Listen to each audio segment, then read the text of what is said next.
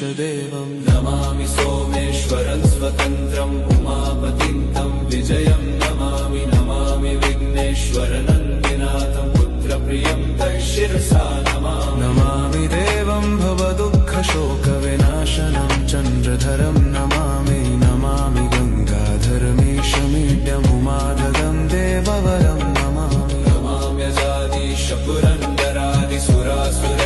नमाम्यजादिशपुरन्दरादिसुरासुरैरचितपादपद्मं नमामि देवी मुखवादनान इक्षार्थमक्षित्रितयं यैष पञ्चामृतैर्गन्धसुधूपदीपैर्विचित्रपुष्पैर्विधैश्च मन्त्रैः अन्नप्रकारैः सकलोप